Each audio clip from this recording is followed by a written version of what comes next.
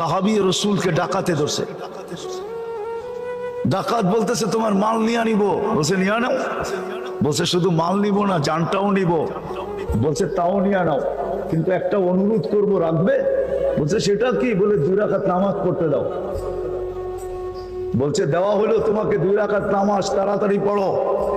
তো 2 রাকাত নামাজ পড়ে ভয়ে ভয়ে যখন ডাইন দিকে সালাম প্রথম ফিরাইছে, তো দেখে ডাইন দিকে এক সুদর্শন যুবক দাঁড়ানো, হাতে খোলা তরবারি,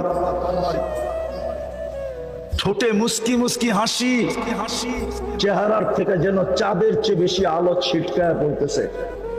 বাম দিকে সালাম ফিরে জলদি জলদি জিজ্ঞাসা করছে তুমি কে? বলছে আশ্চর্যের বিষয় তো, বড় আশ্চর্যের বিষয়, তুমি ডাইকা আনলা আর তুমি জিজ্ঞেস করতেছো তুমি কে? বলছে কোথায় ডাইকা আনলাম?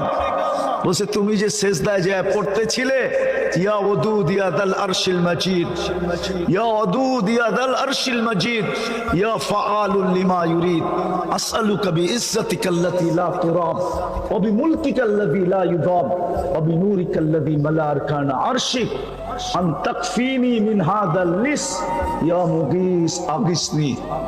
তুমি যখন মুগীস বলে চিৎকার দিছো, তো সমগ্র আকাশে ছুটাছুটি শুরু হয়ে গেছে।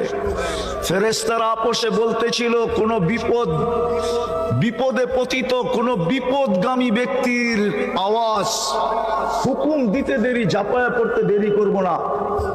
আল্লাহ চতুর্থ আকাশ থেকে আমাকে নির্বাচিত করছেন। তুমি দ্বিতীয়বার যখন চিৎকার দিছো, আমি 4 আকাশ অতিক্রম করে ফেলছি।